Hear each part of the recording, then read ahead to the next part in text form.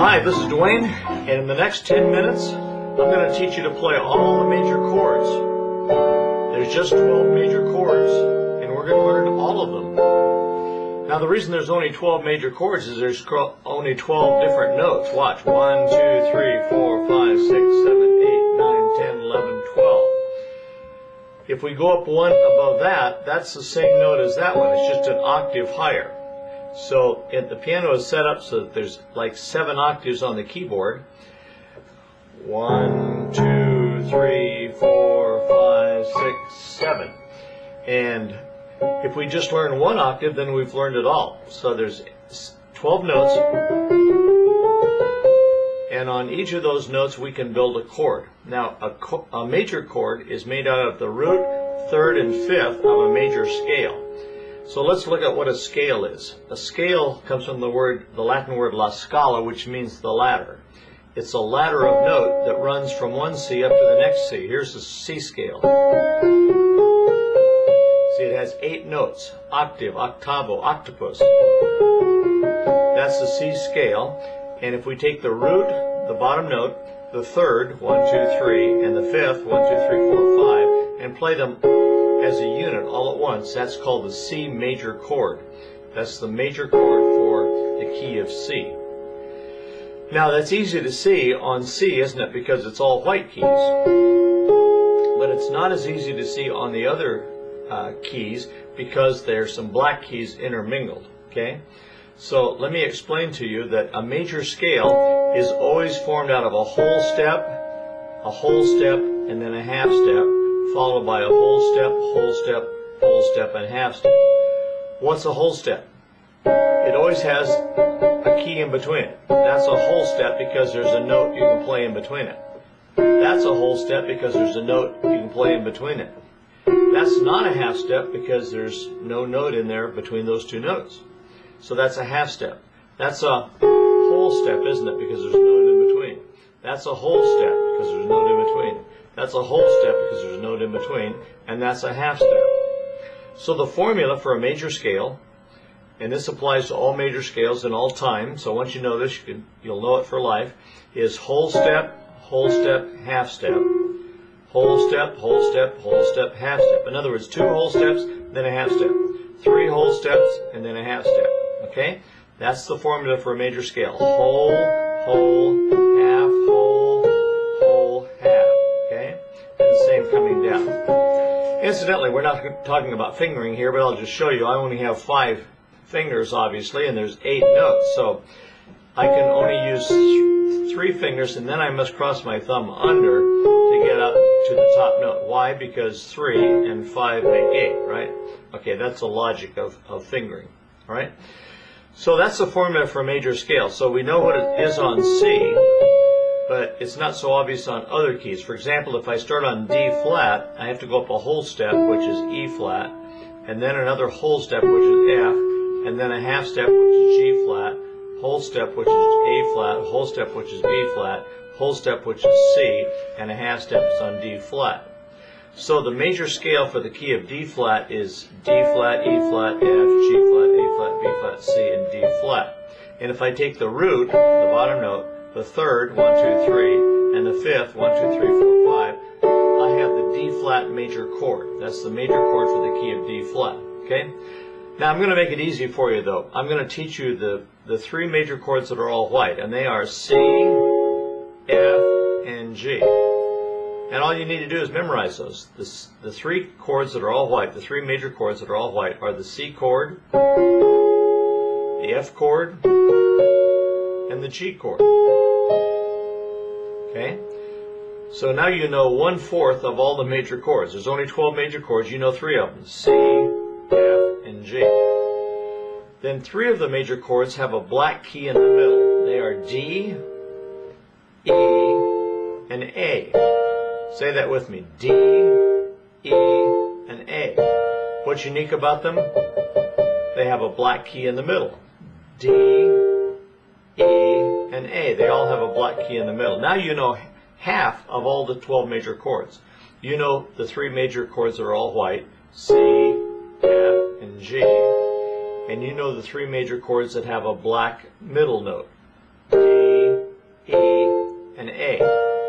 Now remember that D, E, and A, because now we're going to play the flat versions of them. We're going to play D flat,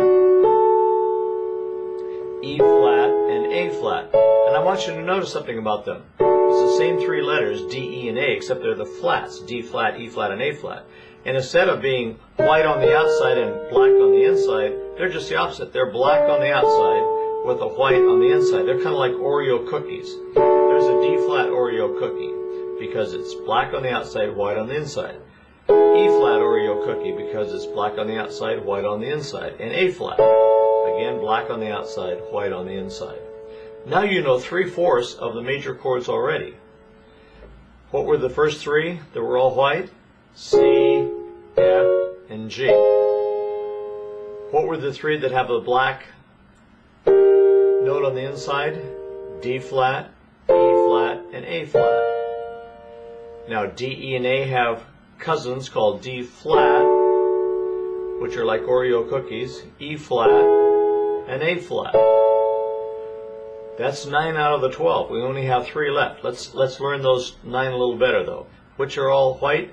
C, F, and G. Which have a black third? D, E, and A. Which have a white third with black on the outside? D flat, E flat, A flat. Now, you at home, what you should do is play those rapidly as you can. Just play them over and over. C, F, G, D, E, A, D flat, E flat, A flat. C, F, G, D, E, A, D flat, E flat, A flat. And of course you can do it with the left hand. C, F, G. Remember this octave is just like that octave. So same notes. D flat, C, F, G, D, E, A, D flat, E flat, A flat. I could play them hands together, couldn't I? C, F, G, D, E, A, D flat, E flat, A flat. Now you know 9 out of the 12 major chords. There's only 3 left, and one is super easy because it's all black. G flat. It's all black. No white keys in it. Okay? So that's real easy. That leaves 2, B and B flat. B is white, black, black, and B flat is black, white, white. They're mirror images too. White, black, black is B, and B flat is black, white, white. Okay? So now you know all 12 major chords. Let's take them in order. C, F, and G were all white. D, E, and A have a black third. D flat, E flat, and A flat are black on the outside, white on the inside, like Oreo cookies. One chord is all black, it's G flat, and then there's 2 that are mirror images, B, which is white, black, black, and B flat, which is black, white, white. Now I'm going to play them all 12 through slowly. C, F, G, D, E, A, D flat, E flat, A flat, G flat, B, B flat. I could do it on the left hand. C, F, G, D, E, A, D flat, E flat, A flat, G flat, B, B flat. I could play it hands together, and I hope you will too. C, F, G, D, E, A, D flat, E flat, A flat, G flat, B, B flat.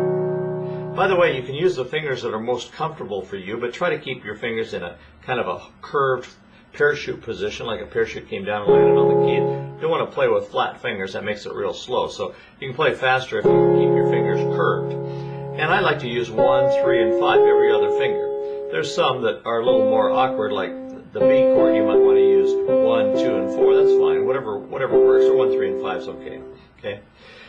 Now, a chord is a chord, so that means the C chord is a chord whether I play it here, or there, or down there, or up here, or up there. In other words, I could play it all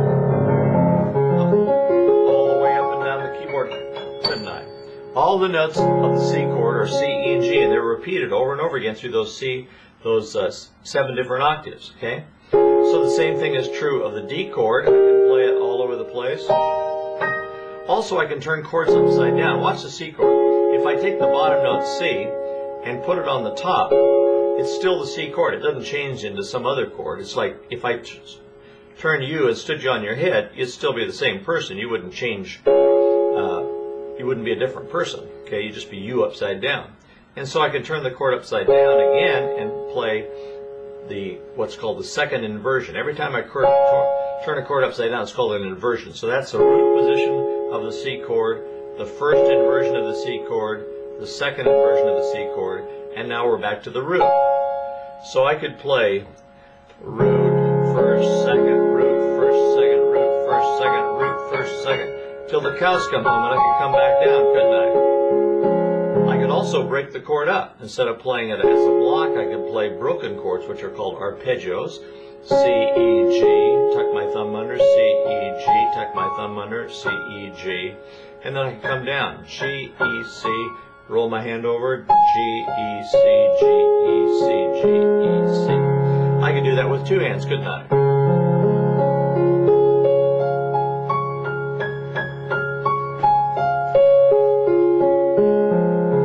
Or I could go like this.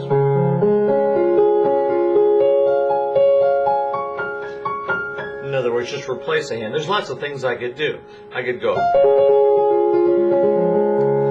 I could play both hands. That's all the C chord. That's the D chord, and so on. I could play all the chords that way. Now, once you know the major chords, you really have it made, because you know all 12 major chords, and then to play minor chords, diminished chords, or augmented chords, or sixth chords, or seventh chords, or major chords, or ninth chords, or 11th chords, or 13th chords, it's just a matter of adding one note or changing one note, okay? Or two notes at a time sometimes. So it's very, very simple, but the first step is to master all 12 chords. So let's do it one more and then we're done, okay? C, F, G, those are the major chords that are all white. The major chords that have the black third are D, E, and A. The major chords that are like Oreo cookies are D flat, E flat, and A flat. The major chord that's all black is G flat, and then the two mirror images are B and B flat. Okay, now you go to it and play those chords over and over again. Use them in both hands. Break them up and down the keyboards. Turn them upside down in inversions. Do whatever you want to do, but get really well acquainted with those 12 chords, because they're the basis for all your future learning in chords. So thanks for being with me, and we'll see you again soon. Bye-bye for now. Hi, this is Dwayne again, and I'd like to tell you about a little book that I wrote a few years back. It's called Piano Chords and Chord Progressions, The Secret Backdoor to Exciting Piano Playing. And it's a terrific resource about chords.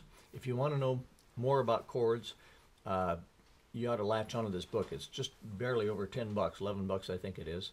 And it covers all the chords and chord progressions that I talk about in my videos. It's just a great, it's not a substitute for videos, of course, but or DVDs, but it's a great summary, and it's so inexpensive that it's well worth your while to get.